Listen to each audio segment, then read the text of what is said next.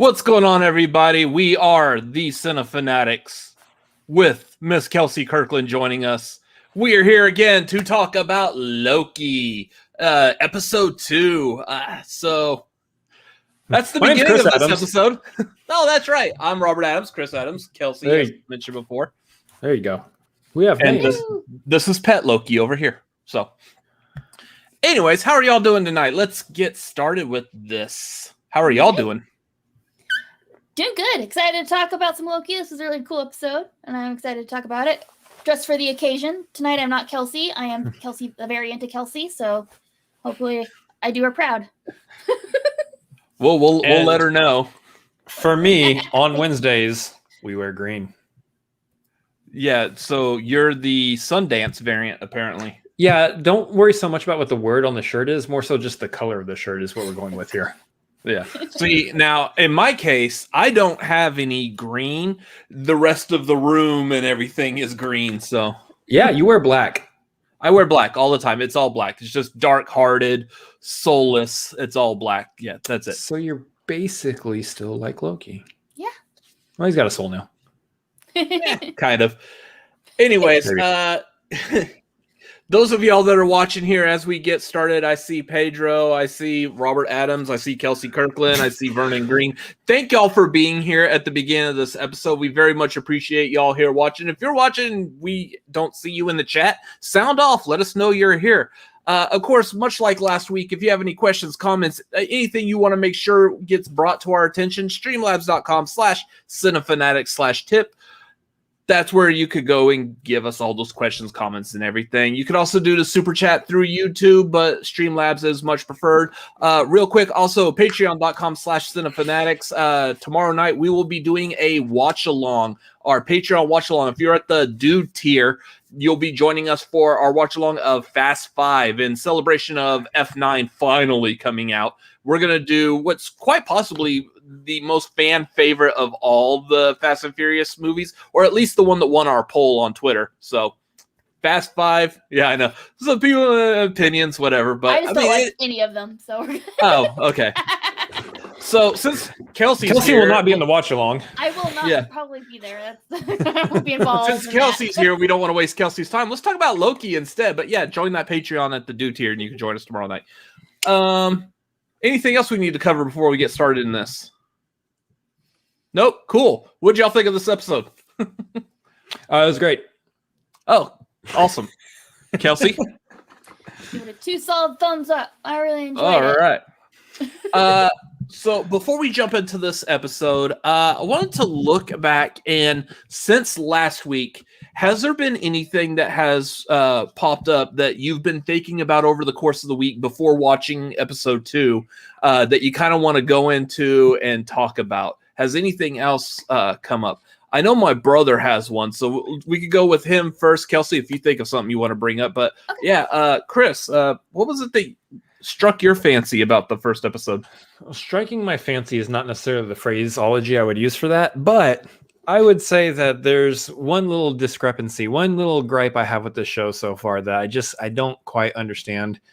And, you know, with a fresh pair of eyes and ears from Kelsey down here, we might think of something that neither one of us thought about when I brought this up earlier. In the first episode, Loki was brought before Renslayer, and she was essentially saying that, hey, you know, you're a discrepancy in the time thing. You are, you know, you're a nexus, whatever. You created a nexus event, whatever. And to which Loki said, no, that's not me. You want to go after the Avengers. They're the ones doing the time traveling. And we all, as the audience, accept that, going, okay, yeah. So the TVA is basically we're getting the reasoning why the TVA doesn't care about what the Avengers did. They were meant to do that. It's cool. It's all good. My question is, Loki was essentially picked up, let's say, about an hour after being captured by the Avengers in 2012. Boom, Gobi Desert, cool, picked up by TVA, going through processing. Where in that time did he figure out or learn that the Avengers were doing time traveling in Endgame? How I interpreted it is, I'll admit, maybe him knowing it was time traveling per se, maybe, but I do think he definitely had the knowledge to their two Tony Starks there, because Tony literally walked up right beside him and he watched him grab the thing from another Tony and walk away with it. So like he was watching, like everyone else was distracted, but Tony, like Loki was watching what was going on. He was looking all over the place, he had nothing else to do. He was watching Tony. I think he's aware there was two Tony Starks, but I can see maybe how does he know they were time traveling? But how else would there be two Tony Starks? And especially also one of them probably looks older than the other one. I mean, by like 15, 12 years, however many years. So my question, math would be involved tonight. I don't want to do math. So my question at that point would be, is time travel the thing that Loki goes to first? I mean, I would think like magic or even to a degree science would hit him before necessarily time travel. Science. So I don't know. I don't think that they fixed that one. I think that's honestly kind of just a whoopsie. Oh well. Yeah, we needed a reason for the TVA not to care about the Avengers stuff anyway, so that you guys don't find any plot holes here. I found a little bit of a plot hole there, but yeah, I was thinking about that scene, and like I know at one point Loki is in chains, and he sees at the very least he at least maybe sees Ant-Man kick the case away, and that's about it, because he does look down and he gets this look like, what the hell? And he just moved on its own. What the? Yeah. And then there's the other Tony Stark that has his back to the action. So I would assume for the most part, nobody actually knows or seen or acknowledges that is Tony that picks up the case. So then he gets hit by the Hulk, the case opens, he grabs the Tesseract, he disappears. No idea that there's time traveling going on, or that the future Avengers are there in the 2012. I guess that the conclusion we come to is that the Loki that we are presented with in the MCU has an extra power we didn't know, which is that he's super intuitive and can just figure this stuff out on his own. Yeah. What I just thought of though too is also Tony yells something. The future Tony yells like, "Guys, somebody get a medic! Come here!" So like, if everyone else is in chaos, Loki's just standing there. He's hearing Tony Stark's voice is very distinctive, like it really is. Yeah. So like he hears Tony Stark's voice over here, and Tony Stark's over here. I don't know. Yeah, possibly. It's interesting. It's an interesting thought. It really is. Yeah. Whatever. Kelsey, was there anything about last week's episode we didn't cover that may have dawned on you over the past week? When I was thinking about nothing new, I'm just still very adamant about my opinion about the Infinity Stones in the drawer.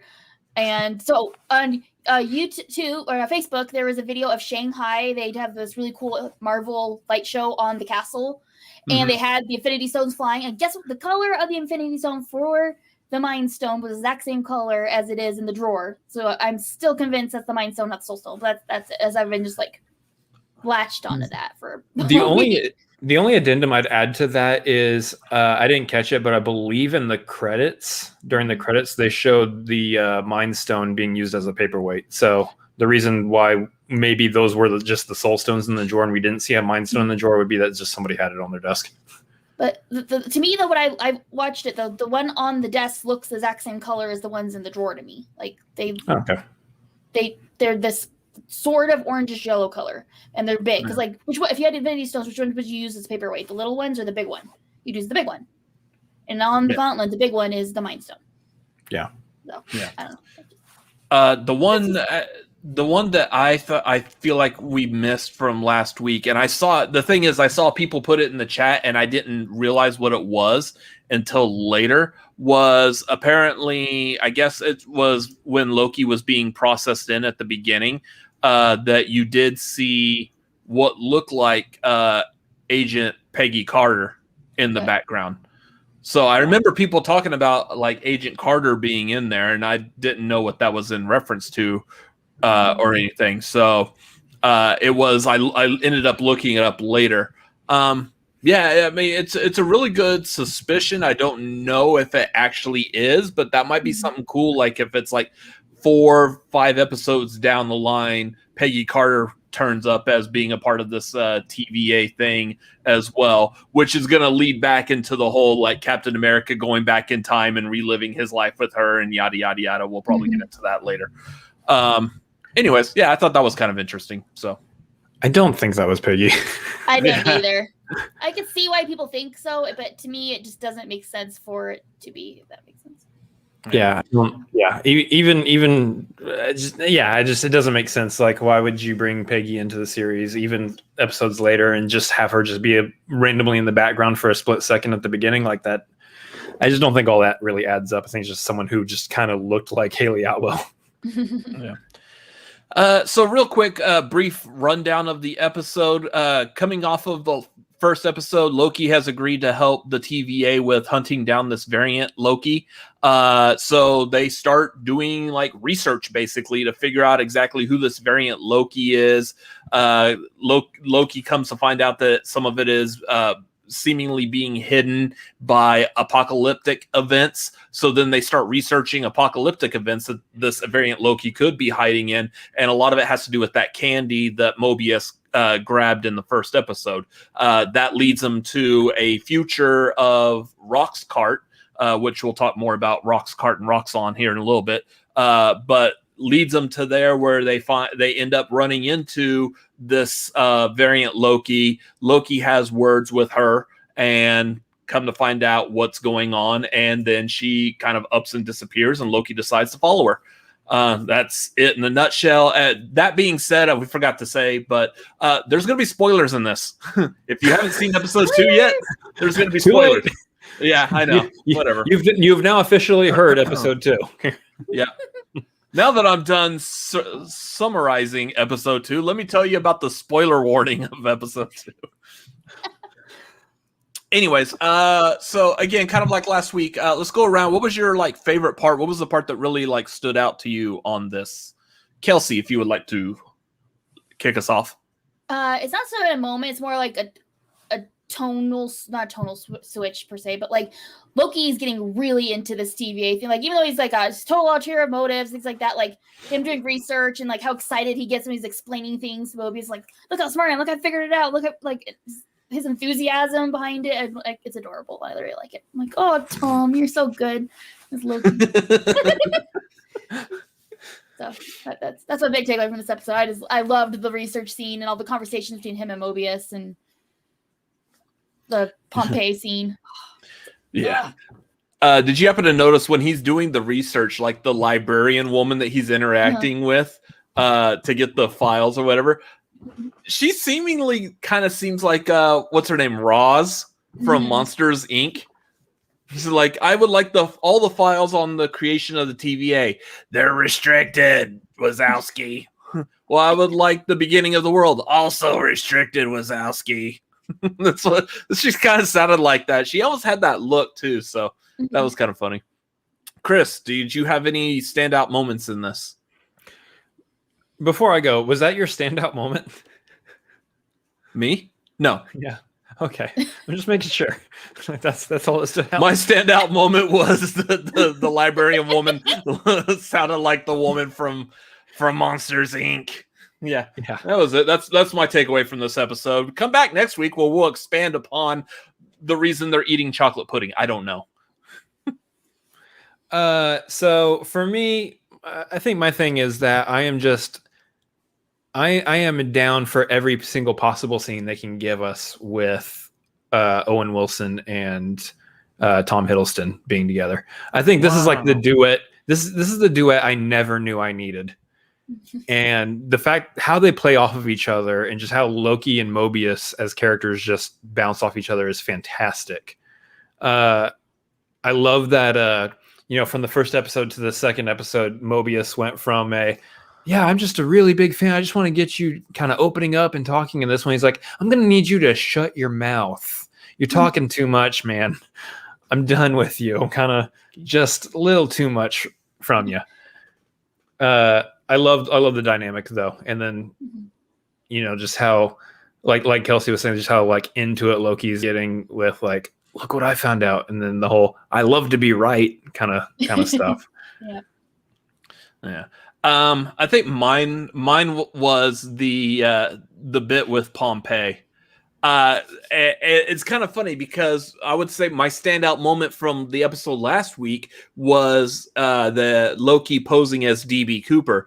I'm liking the idea that they're essentially taking Loki and they're putting him in these historically accurate scenarios, like something that actually is a part of our actual history. It's kind of funny seeing Loki interacting with that. That's what I want to see more of. I'm actually kind of hoping that there's this trend that's starting, and every episode he goes and he has like some kind of connection with something that actually happened in real life. Because like him just sitting there with Pompeii, which I'll talk about probably some more in a little bit, but that was just fantastic. It was a nice little bit with them. I also want to call out, and this as we go into like what we do want to like talk about the standout stuff from this episode. His banter with Miss Minutes there at the beginning. Yeah. First of all, I didn't know that Miss Minutes was going to be like a recurring character. I thought she was just pretty much there at the beginning for that like expositional video of like the history of the TVA, and that was it. And like, oh, well, that was a cute character. We'll not see her anymore. No, she's like this hologram type character that now interacts with Loki. And that was a really funny comedic bit with them on there. She's like actual AI within the TVA. Yeah, especially because, again, she was like a hologram, but she was able to jump back into the computer when she had enough of Loki and his silly business type of thing. So that was pretty good. I am seeing, let's look at the chat real quick. So we got like Danny Costa saying variant Kelsey. Jeff Alterman is sitting here saying that you're dedicated to that jacket despite the heat. How bad is the heat in Utah right now? It's been the 104 was the highest this week. However, like I was on the road a lot driving, and my car, like the thermostat on my car was registering it at 117. So like the feeling of like the heat coming off of the asphalt it's just been gross. It's very gross. I'm in my house with air conditioning on with a coat just because I want an excuse to wear my jacket. Well, those of y'all watching who don't know, my brother and I happen to be living in Austin, Texas, which is perpetually hot. Even for like that week back in February that we actually had snow and ice and it shut the state down, it was still hot.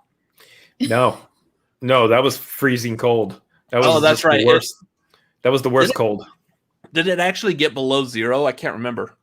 I think it was like the chill factor was under zero, but I think, it topped out at like 2. Yeah. We got to single digits, shut the state down. Yeah. Anyways, so moving on. Let's talk about this research. Most of this episode was about like this research on trying to be able to pinpoint where this Loki variant was going to be. There was a lot of like interesting stuff about this. And Kelsey, I know you really enjoyed the research of this. If you wanted to elaborate on that some more. Yeah, well, I like that. Like, if you could think of anything that Loki would like least, I can imagine it being sitting at a desk pushing paperwork for hours on end. And yet somehow he's really good at it. Well, of course he is, but like honestly, the moment though when he pulls out his own files though, and I wanted to drink this, I can't. When he gets to look at his own files and the Ragnarok paper, like first of all, there's funny things on that paper. Like it refers to like team affiliation Revengers. Down here at the bottom. Yeah. And then I like how I hover my mouse over it like I'm pointing to it, like any of y'all can see the mouse on my actual screen. Like it's right here, guys. You see where I'm pointing? Right here. Oh, but it's just a nice moment though, because like it's gonna be something like that when you look at the stuff, but then seeing him reading it and realizing that everybody he knows is gonna die or is dead, but for his timeline is gonna die. Just another one of those moments, kind of like the last episode where he's coming to terms with crap got pretty bad and there's nothing he can do about it. And it was a good moment, a sad moment, but it was a good one. Yeah. I know my takeaway on that for the research is, or at least when he was coming back and explaining it to Mobius, one of the things that he said is he could go back to Ragnarok during that whole battle could go and push Hulk off the Rainbow Bridge, and it wouldn't matter at all because Surtur was meant to destroy, to cause Ragnarok. I like the fact that he specifically calls out pushing Hulk off of the bridge, because really, we know the history of Loki, and specifically with Loki and the Hulk. That was kind of a, you know what? I'm gonna flex on the Hulk here. I'm gonna get my ego back. The Hulk took something from me emotionally. I'm gonna go get it back. I'm gonna push him off the Rainbow Bridge, and like that's what that was. Yeah. What's amusing about that? Was cute. What's amusing about that, though, is that he could actually push Hulk off the bridge, and it would actually make a difference because Hulk wasn't destroyed by Ragnarok. Yeah. Well, okay. Look at me over here pointing out all the plot holes in this show that I actually really enjoy. You gotta stop doing that, man. What a buzzkill. Yeah. No, geez. actually keep doing that because that's funny. I'm just It saying. makes for great entertainment. Great content right there. Hey, that Chris guy, he really sucks. He's like making the show so unenjoyable for us. We're all enjoying this show, and he's just like, yeah, that couldn't have actually happened. Who pissed in your grits? Yeah. Hey, if you're gonna do that though, you need to be like entertaining about it, like that CinemaSins guy or the pitch meeting guy or whatever. Just start making up catchphrases if you're gonna like Debbie Downer us. Earn that paycheck, Tom Hiddleston. That'll work. Chris, any thoughts on like the research part of this? I know research generally is like, well, like I remember like high school papers. Research was not fun. Yeah, what I really enjoyed about this though is that again, I love seeing Loki, the character Loki, in situations that you would have never pictured Loki being in. And one of those being sitting at a desk in a suit and siphoning through files. And what I really enjoyed though was the conversation again between him and Mobius, where it's like, so you're familiar with Ragnarok? And Mobius is like, yeah, it's the end of Asgard. And he's like, yeah, I'm sad. Anyway, so it's like I just had this like emotional moment where he saw it and you could see like a tear welling up in his eye. But then he just moves on to, okay, yeah, anyway, so past that, forget the emotions. We did that already. So here's what's actually happening. And I enjoyed the just the whole, like, it's the Marvel style humor. Hey, I want my salad. No, I need it for a demonstration real quick. And the whole, like, joke and funny situation. But I love that it kind of transitions into, I think you're onto something.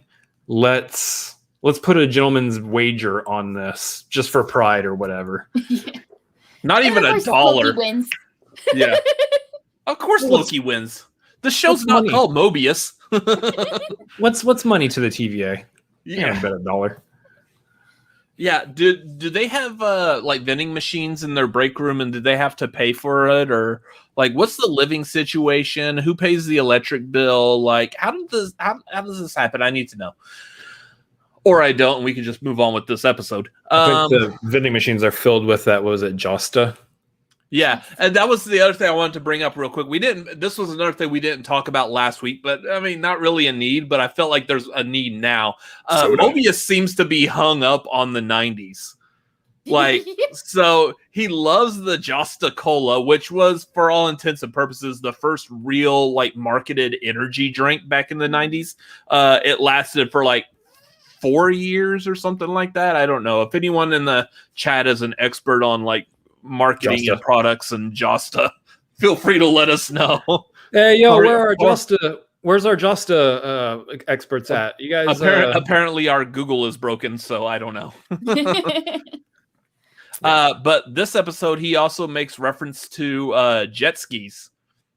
Not that that's like solely a 90s thing, but I feel like, at least in my lifetime, that's when I started realizing what jet skis were and capable of. And so therefore, like, man, I bet he wants to ride one. I've ridden a jet ski. They're fun.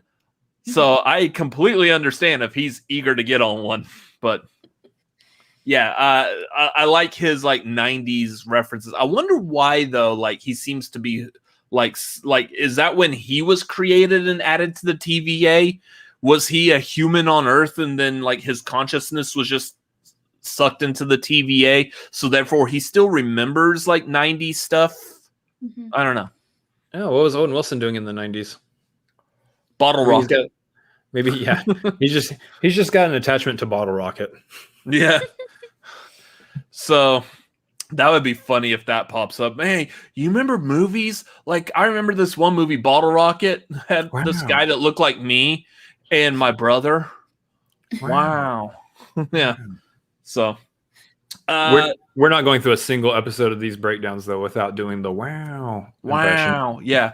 Again, I like the fact that they got Owen Wilson for that because Tom Hiddleston is just so famous for doing the impression of. I think I mentioned it last week. I can't wait to see the behind the scenes episode of the like Marvel Assembled, just to see if they did that. Which I hope they put that in there.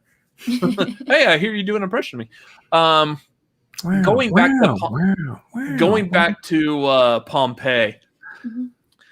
Again, this is why I love this, is because the idea was taking something like Loki was just trying to find an example to show Mobius, like, look, I could mess with everything around here and nothing's gonna happen because this place is DOA anyway. So yeah, I love this scene. Loki was having like just so much fun doing this. And yeah, going back to that whole like gentleman's bet over pride. Yeah, this was Loki like kind of like showing off. See, I told you. Yeah. I also kind of like the fact that the second they said they were going to Pompeii, even though I historically am aware of Pompeii, Pink Floyd had a very nice concert there. Not during the actual explosion. But what? No way. Go figure. 79 AD or whatever it was. Yep, or 79 BC. AD. Is it AD or BC? 80. Okay, so 79 AD, yeah, Pink Floyd was around at that time. But the second they said they were going to Pompeii, the first thing that popped in my mind was that other song, that yeah, From Bastille, yeah. Yeah. And if I close my eyes, anyways, Yeah, we got it. Yeah, you don't need to sing it. Yeah, I absolutely love that scene. My favorite moment though is honestly when they first get there and Loki's just like super excited with the fact that like everybody around is gonna die any second. He's like, "There's gonna be covered ash, a volcano," and he's like, "Whoa, is that a joke?" But he's like, "Oh, they're don't worry about that. They're all gonna die." Enjoy your final meal. Yeah, so super nonchalant dark. about it. Like, everyone around us is gonna die. Whatever. I'm gonna prove my point. It's one of those like dark humor moments, but it feeds so well into his personality, his character, that like that was great, and that's why I was like, that's probably the big standout for me in this entire episode. Was that research? So the research that they did going through, again, they're trying to figure out like where they could intercept this Loki variant. They determined because of the candy that Mobius found in the last episode, which was like way back in like what 1800. It was like 1800s France with the Mephisto window. It was like 1500s or 1300s. It was a long time ago. Yeah. So because of that, he retrieved that candy that was only known to exist between like 2047 and 2051, something like that. Mm-hmm. So they end up time traveling to 2050 to what is known as Roxcart. So give me 1 second here. So I'm gonna have to explain this just a bit. And Roxcart would be essentially the Walmart. Kelsey wants to do it. I have some about this topic too. Would be the Walmart equivalent of a major conglomerate known as Roxxon. Roxxon is a typically like your stereotypical evil corporation within the Marvel comic books. It's been around a lot. It's already shown up in MCU related shows. More likely, it was like heavily featured in Agents of S.H.I.E.L.D. God, I forgot where else it popped up, but it's popped up. Iron Man 3, because one of the guys that the Mandarin has is a guy that works for is a high up person for Roxxon. Okay, so and I could have sworn that it also popped up in the one of the Netflix shows like Daredevil or something. So Anyways, yeah, Roxxon, again, big corporation. If you want something evil to do, that's who does it. It's Roxxon. It sounds like a commercial there. This episode tonight sponsored by Roxxon. Side effects include. Yeah. I was going to try to do a list. I couldn't do it. Diarrhea, heart murmurs, low gas mileage. Yeah. I just have to say though, this scene takes place in southern Alabama, and I immediately got super worried for Jake, and I'm like, Jake better not be in southern Alabama in 2050. Like we need to warn him. So Dang. Jake's gonna be fine. He knows. That's actually funny because like you could imagine this, and this Jake just walks up on the set with like a Bud Light, like, what are y'all doing? Y'all look like y'all are having fun. Why don't y'all come with me? Let's get some shots. Those of y'all who don't know who we're talking about, we are referring to Jake Iacovetta, who is a very fine member of the Call to Action podcast, the twice award-winning after show Call to Action podcast for the Movie Trivia Schmodown, which Miss Kelsey Kirkland down here is a prominent member of. So that's who we're referring to. Make sure to check out the Movie Trivia Schmodown and all of its YouTube channels and stuff, and then also Call to Action, the after show. Yes, it was a mid episode plug right there because those are prominent in YouTube videos. Oh, absolutely. Mid roll. Yeah. Where's the skip ad button? Yeah, no. So they go to this Rocks cart, which it, again looks like a Walmart on the inside. They all split up because apparently this turned into a really cheesy horror movie. And Loki inadvertently winds up meeting this Loki variant who is shape-shifting into, or I don't know, she's not shape-shifting, she's enchanting. Possessing. Yeah, kind of like she's putting her being into other people, but she's also doing other things. So she's kind of like splitting her conscious, kind of. Which I want to highlight on this actually, because you see what we saw what she was doing at the was at the beginning of this episode when she initially touched the TVA agent that she took as the hostage. C-20. You saw her. Yeah, you saw her touch her on the head, and you saw like the green just kind of when the green hit the eyes. That is the same exact power set. Not the same color, but the same power set that you see Wanda use. Where whenever Wanda is like enchanting somebody, you can kind of see that kind of similar situation. In which case, again, they're talking about this Lady Loki being a Nexus, or having to be with a Nexus event, be a part of this Nexus event, whereas Wanda is a Nexus being. So there is synergy amongst the Marvel properties. Yeah. Like also, or something. Also, you can't really see it real well because of color and lights and StreamYard. But there's also, if you remember how Loki was using the staff in Avengers, where he would like touch the person's essentially their chest, their heart, and take control of them. It's kind of that same idea, only without the whole like staff and Mind Stone, whatever. Apparently, Lady Loki can just do it herself without the need of jewelry. Yeah. So but yeah, kind of like the same idea, which I mean this all makes sense because this is all still, with the exception of this Lady Loki, even was Wanda was apparently able to do that due to her powers being created or given by the Infinity Stone. So yeah. So they all have some kind of they all have some kind of control over that. Which goes back to was it what Kelsey was saying, that the Mind Stone seemingly absent from the pile of stones? No, I was saying Soul Stone is. The Soul Stone. Okay. Yeah, I'm saying the Mind Stone's there. I thought whatever. I thought the Mind Stone was the bigger one. I'm losing track of my stones here, y'all. I mean, so many stones. So many stones everywhere. But yeah, so Loki runs into Lady Loki. She's controlling various people, possessing them. Let's just cut it to the chase. She's possessing them. A lot of exposition is happening there. And then he eventually sees her, meets her, and she's explaining her big plan. Now, the thing is we kind of talked about this last week, that given the previews, the trailers and everything, I was like, I feel like that this hooded figure is a woman. Yep. And in which case Kelsey accurately was like, yeah, she could be Lady Loki. Well, way to call that one out. Thank you for telling us that you saw episode 2 early. You cheater. Maybe Lady Loki. Maybe. Yeah. But you were accurate with that. So,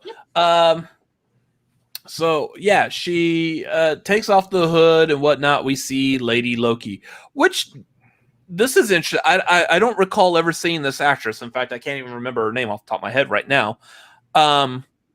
But this is a nice look for her, especially with this crown with the thorns. It's really like cementing the fact that she still has essentially the same kind of ego about having that crown that Loki would have. So even though we've known her for just a wee bit, we can kind of see that Loki character coming out on her. It's got that Loki vibe. Chris, what were your thoughts on the reveal of this being Lady Loki? So whether or not we are officially like stating that this is Lady Loki or not, at least a female Loki. Yeah. Like, keeping in mind, of course, again, that Loki is gender fluid and can just be whatever. In this case, this is actually a really interesting way to go because I don't know quite yet what to think about her. I don't feel like we have enough information about her yet. And this actually kind of feeds into like an overall thought I have. And I can even just share that, which is, gosh dang it, I don't know who to trust in this series yet. I don't trust it. Oh, I don't trust this new Loki. I don't trust the TVA, and I don't trust our Loki. I don't trust anybody right now.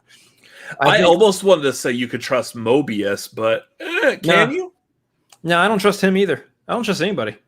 There was that scene with him and Renslayer at the beginning of this episode, and I'm like, I don't know how trustworthy anyone is in this. So, all right, Kelsey, your thoughts on Lady Loki? Yeah, you actually know like a little more history. Yeah, I have a lot to say about this. Okay, I'll start here. So the character of Lady Loki, there's technically Lady Loki is when, I believe it's in Ragnarok, Loki dies, but he is able to take over the body of Sif. So Sif is then Lady Loki and goes in the series. However, in other comics, he can turn himself into a female and be Loki, but just Loki. Like, I don't think he's ever referred to as Lady Loki at the point. It's just Loki. She's Loki. Like if I could turn myself into Lady Robert, that would be awesome. Yeah, but see, yeah. So that's one. I wouldn't leave home for at least 3 days. I mean, I'm just saying.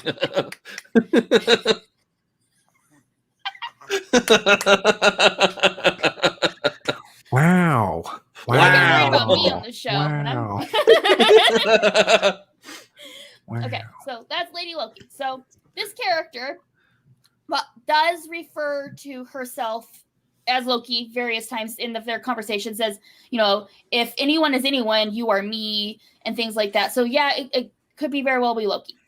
However, there has been, if you watch the credits all the way Mephisto? through. Yes. How did you know? No. It's Mephisto. We did it. We got there. In the foreign language credits, she's listed as being named Sylvie. So Sylvie is a different character, but is a character linked to Loki, who is blonde, which Lady Loki and Loki as a female usually have black or dark brown hair. So that's one thing a lot of people are kind of, why is she blonde? Which could be Loki have whatever hair color Loki wants. So if Loki wants to be blonde, Loki be blonde, but whatever. But Sylvie was a girl who lived in Oklahoma, and when Asgard was over Oklahoma, Loki gave her, gave her powers, and she named herself Enchantress. So she is the new Enchantress. But there's like a storyline where it turns out Loki didn't give her powers. Loki created her, period. She is a creation of Loki. All her memories are false. So my theory is that I am not wrong with my other theory about Richard E. Grant being old King Loki, and then her being Sylvie, who is then in service partnership with old King Loki. That's my theory. It might be wrong, but that's my theory. On it. I don't know, I'm not convinced she's not. I'm not convinced she's Loki. You're 1 for 1 right now in terms of. I mean, I'll say you're 1 for 1, even with may or may not be the Lady Loki or whatever. Still, we called the hooded figure was a female. That's all we needed there. You're 1 for 1 on that. So I'm trusting that what you just said is what you've already seen happen in episode 3. So to give credence to this though, how good or how accurate were you when you were trying to guess what's happening in WandaVision with what really happened in WandaVision? I mean, I was accurate in some stuff. Like I knew it was a creation of hers to deal with the grief of losing people, but everything to do with like sword and stuff like that, I didn't predict that. So I'd say it was probably 50-50 ish. Okay, so you have a good track record for these shows so far. Decent.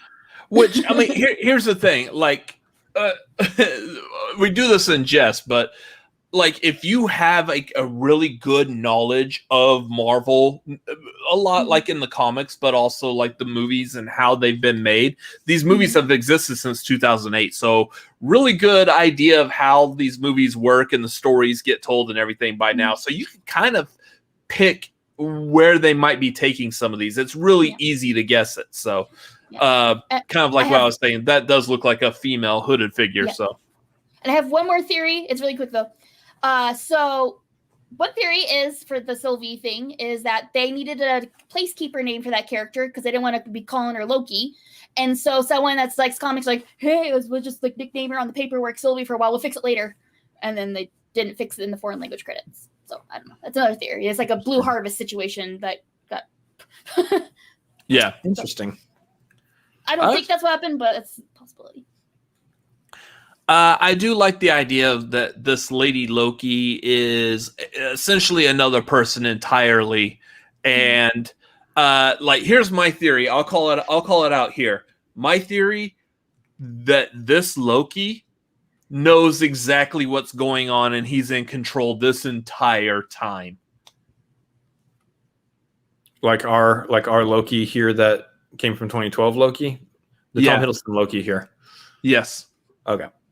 Like he's in control. He's still in control. He never lost his powers. He just allowed the TVA and us as the audience to think that maybe he has some kind of control and power. Here's the thing. If you're a Loki fan from the comics, not necessarily this Loki from the MCU, but if you're a Loki fan from the comics, take that Loki and put him in what this Loki did last episode, like reliving what he hasn't experienced yet, including his death, the death of Frigga, his death, everything from like Dark World on. Would you, as the Loki from the comics, would you really let that discourage you, or would you continue just being who you are and try to conquer everything? I think it depends on which run of Loki. Like classic, classic Thor Loki, but like there's some runs like Agent of Asgard like that. I feel like that Loki has a bigger understanding of what his meaning is, what his purpose is, and like kind of how to, especially when he becomes friends with Verity, I think is her name. He really develops a deeper understanding of himself. I think that Loki, which I feel like they're taking stuff from Agent of Asgard into this. I feel very similar vibes and things. I think that one would, but you're right. Classic, like 1962 on to like recently. You're right. He's always a million steps ahead of everybody else. He's great at playing the game, and so I can see your point with that. It would be interesting to see that turn around and happen, though, because everything, obviously, that they've set up in the show right now is that he's not able at all, no matter how hard he tries, to get ahead of the TVA. I mean, even Mobius with my ears are sharp, too, like being able to catch on to everything he's doing immediately. I don't know. The thing is, though, is that I'm really curious where they go with the idea that he's going to have an audience with the timekeepers.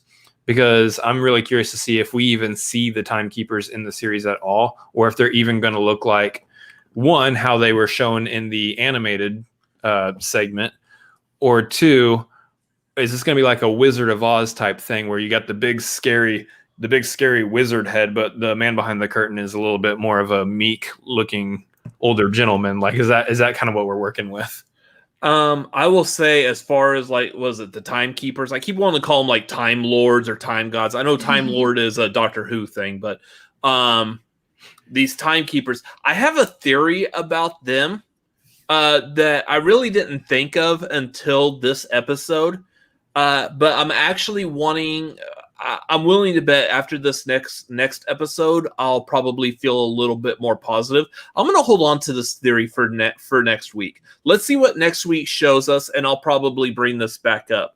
Also, because I didn't get a screen grab of what I would need to get a screen grab of to talk about it this week. So we'll wait until next week when I can grab a screen grab of this week. So, so that thing we did at the beginning of this, like your thoughts from last week, this week, like that's I'll talk about it then. For it. Yep. Yeah, so make sure y'all come back next week for Loki episode 3. The other thing I want to cover real quick on this was essentially what looks like the beginning of Lady Loki's like major plan here. She grabbed all those like time reset charges and then sent them like scattering across like the time and universe, planets, places, locations, whatever, and then set them all off. Essentially, it kind of looks like she reversed them. So instead of like fixing the timeline, they're purposely destroying the timeline. And then we see this, the sacred timeline with its like split off groups and lines and everything. This is kind of interesting. Also because like while it's happening, you also see these locations underneath. So there's a lot of locations that we are seeing that are very specific to planets and places within Marvel. Some of these that we've already seen. Like, for example, in this, we see Ego and Titan. Of course, Ego being Peter Quill's father, who's an entire frickin' planet. And then Titan, which is Thanos' homeworld. And we'll hear more about, I guarantee we'll hear more about in the Eternals movie. What I think was interesting from that image is if you look at it, you see like the different like dates and years and stuff underneath. Yeah. What I'm curious about is like, obviously we can say for like Finland, New York, Tokyo, those all make sense to have the month, day, year situated. But if we go to like Ego and Titan, I mean, you look at Titan's sitting there with, what was that, 1982? Are we now talking about it being 1982 on Titan, or are we talking about 1982 in Earth years? Because Titan is not Earth. So how we keep track of time, are they keeping track of time amidst each like planet and timeline accordingly to their own planets and timeline? Because like it's not Earth, so why would we keep track on Titan like it's Earth unless they're just keeping track of Titan's time in the same format? Yeah. Kelsey, go ahead with your if you have thoughts on this. Another thing is, I actually, when I watched it, I took pictures of every single screen so I could get all the times and dates, stuff like that. I didn't get a chance to do this before the show, but maybe this will be my weekly revisit thing when we go back next week. Is I wanted to, the ones on Earth, I wanted to look up that date and location and see if something of significance happened in history to why that would be why she picked that to branch off of. Might not be anything, but I wanted to do that and I didn't get to. But yeah, there's places like Portugal, Vormir, Asgard, Rome, Sakaar, let's see. Finland, Hala, New York. Yeah. So there's all kinds of places, a lot of American, U.S. places, which is surprising. But Vormir. So for the MCU, I found the list. I wanted to pull this up ahead of time, but thank y'all for vamping for me. But Vormir, Asgard, Titan, Xandar, which was the Kree home planet from Guardians of the Galaxy at the beginning. Does it show a date on that? No, I'm just looking at the list of the planets that this happened. Ego, Sakaar, and Hala, which is the actual Kree homeworld. So interesting. Yeah. Back to what you said about time, Chris, though, is like Sakaar's time works way different there. Like they've mentioned that a million times. Time's different here. So like, what does that time on the timestamp mean in Sakaar? Which that was a very good point. I didn't think about that. And I like this what MovieFanobi just said. Boom goes the multiverse. So here's the question. We're already in just episode 2 of this show. Now I know that there's only 6 episodes of this show, so you kind of have to jump to some events pretty quick in order to progress the story along. But is this the madness that we're seeing the multiverse kind of split off to, that we're going to end up seeing kind of make its way into Doctor Strange and Spider-Man and maybe even to some degree Ant-Man 3 with Kang being a part of that? So I don't. Are we already doing that like episode 2 here? I mean, are we going to see this timeline fixed? So, like Pedro's saying here, this is what I'm kind of hinting at of what I'm going to talk about next week also. But I've heard different things that the one that they think is Kang is actually the female timekeeper, and it's not actually Kang. I read that somewhere. I can't remember where though. But we also know that from the comics that Kang and Renslayer were lovers at one point. So they were lovers. They were lovers at one point. Back to the timelines breaking, though. What I'm hoping is that this is the event that breaks the timeline and creates the multiverse. Because that would make there be importance in the shows. Because I've had my conversation with people like, oh, I'm just going to skip the show. I don't need it for the movies. I want them to be like, no, you need to watch these to get the movies because they're that good of entertainment. I think they deserve to be watched and appreciated and things like that. But also for when it gets time to be like the multiverse of madness, things like that. I don't want to have to spend the first half of the movie creating the multiverse and then quickly have to try to like deal with it. Like it needs room to breathe, if that makes sense. Yeah. So like if it's already in chaos when Doctor Strange starts, that gives them more time to like work with it. But I think also the thing we need to keep in mind too is that within the comics lore, there is a multiverse that exists. Mm-hmm. Comics is supposed to be what? Isn't the comic supposed to be Earth 616? Isn't that supposed to be like the... Yeah. So they're also effectively hinting that the timeline for the movies within the movie universe itself is also 616, even though technically the movies would be a different timeline. It is sir, that's actually pronounced 616. Yeah. Whatever. Whatever. Marvel, the MCU is classified as like Earth 1999. I can't remember how many nines. Yeah. And it's got its own number classification. But I heard that through the multiverse of madness, they're bringing 616 possibly out. In the MCU within the MCU is 616. They said that in Far From Home. But my thing about that is though, because Mephisto's full of crap in that. Was it Mephisto that said that, or was that what was assumed by like Shield? Mephisto's the one teaching Shield about the multiverse. Mysterio. Mysterio. Okay. Sorry, I'm tired. Yeah, Mysterio is the one like telling Shield about the multiverse, and so like I take what he says with a grain of salt because I know that the MCU's got its own classification. It's not 616, but so the comic book universe is 616. Like, because the different story. I thought you referred to it instead of classification. I thought you said clusterfication. Wow. So anyway, there's a reason. Thank you.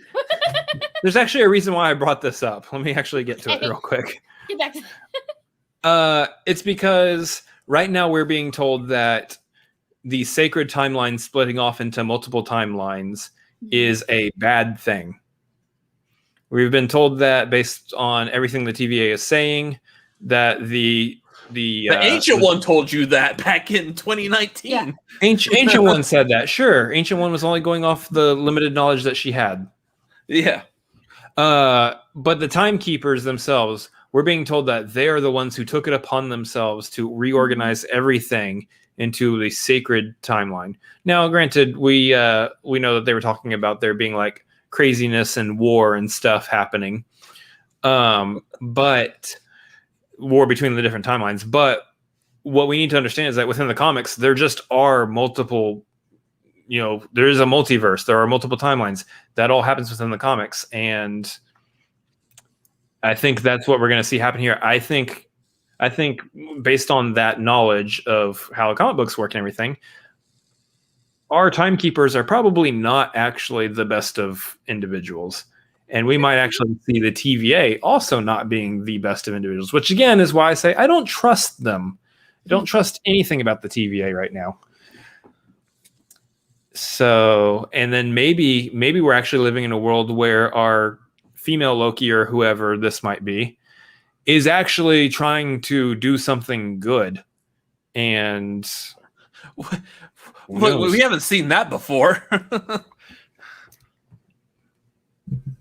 Amongst a Loki trying to do something good?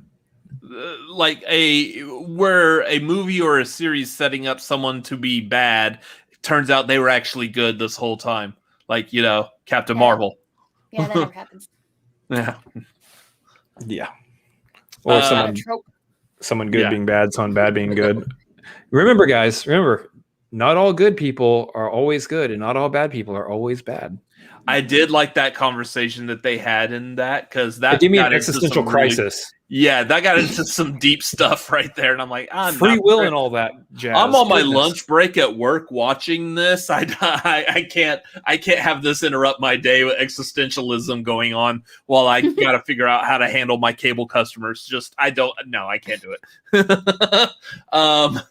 So, guys, those of y'all watching, we're about to be wrapping this up. Y'all got any other questions, comments, make sure to drop those in. Again, streamlabs.com is still a working website, so make sure to hit that up if y'all have anything you want to say or do. That's a good way to get our eyes on it. Also, I will sit here and say that I absolutely adore MovieFanobi's comment there. I can't click on it for obvious reasons, but if y'all are watching this live and I guess on a replay that you can see the chat, his Doctor Strange title is absolutely awesome. I love it. I think Marvel should consider it. I think I'm trying to change it. Well, I mean, if they're gonna do Deadpool 3 and they're okay with making that R-rated, then sure, that would be fantastic. Anyways, yeah. So like Malcolm's saying, I have no idea who to trust in this series, and it's stressing me out. You can trust Tom Hiddleston Loki, even if he's the bad guy. You just blindly trust him because he's Tom Hiddleston. You can trust him to be Loki. You can trust him. You can trust Loki to do Loki things.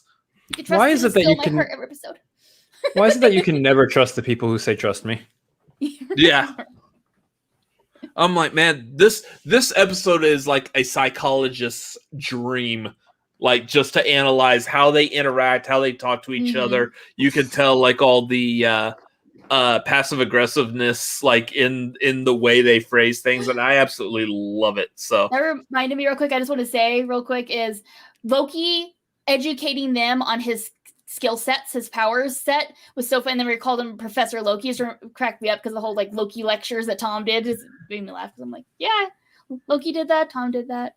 They like to lecture. I think if there's one more thing I wanted to talk about, and it's not even necessarily directed about this episode, but just kind of something in general, is that I know there's a lot of talk around, okay, but sure, the Avengers were able to do what they did because the TVA deemed them, saying like they were supposed to do that.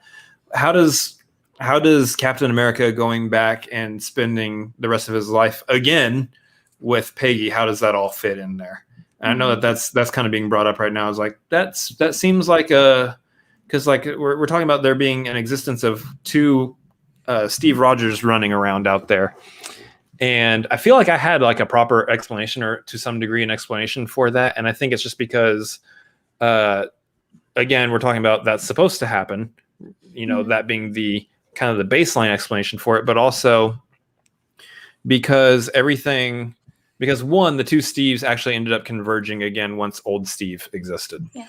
So young Steve, yeah, go ahead.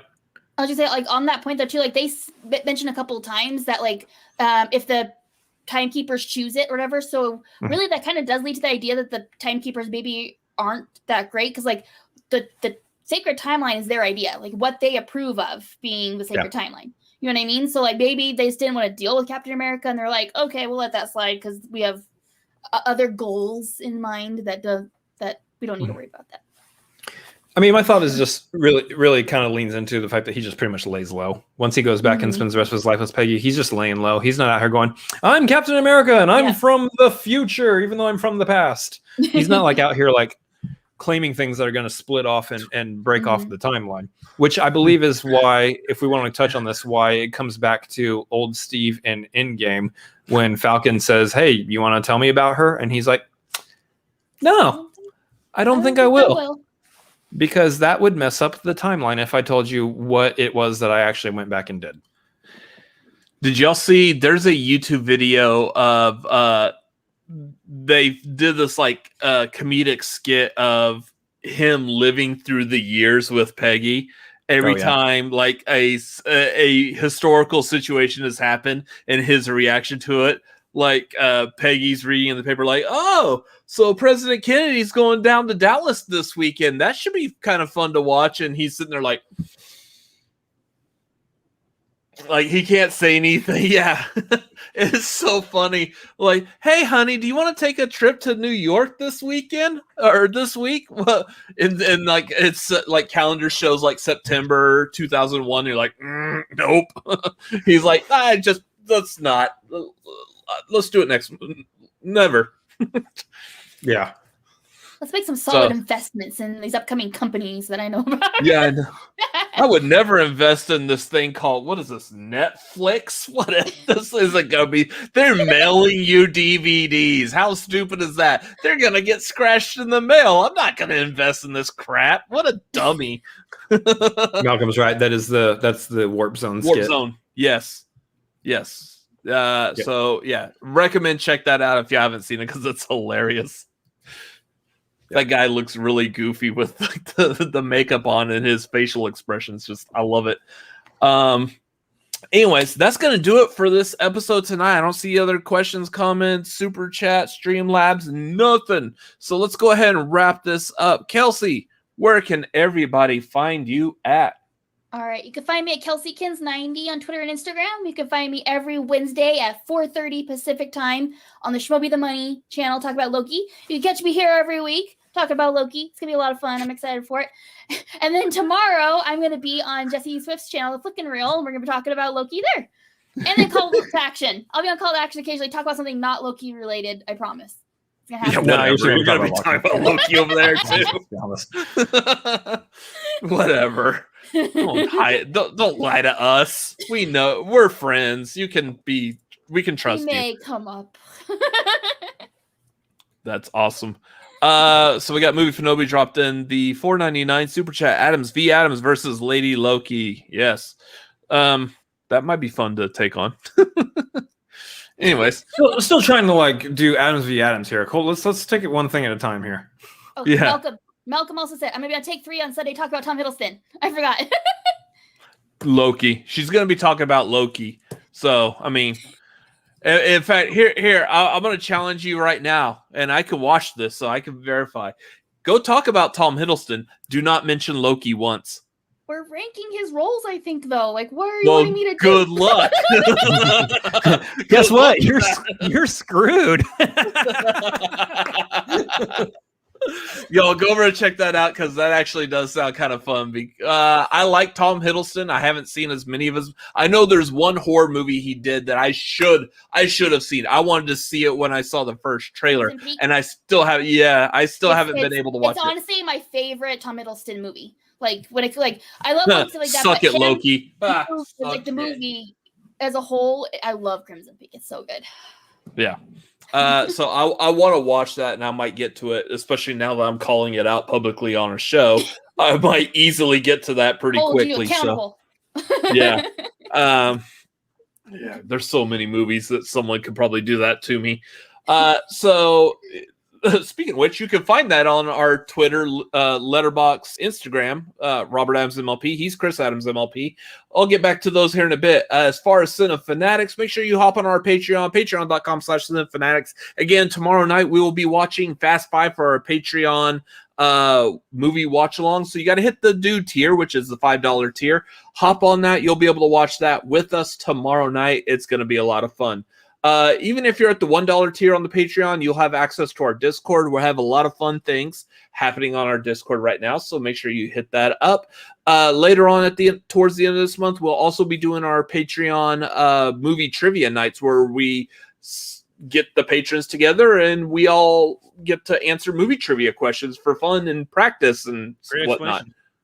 I know it was. We do movie trivia, guys. Yeah. Otherwise, you can make sure you join us on Tuesday nights, 9:30 p.m. Central Time, 7:30 Pacific, 10:30 Eastern for the tagline. That's where we talk about movie news and like pretty much us, me and my brother, us, not him, but us, our personal lives and stuff. That's our flagship show, so make sure to come back for that. Rankings, movie trailers, they'll pop up when we are able to get to them.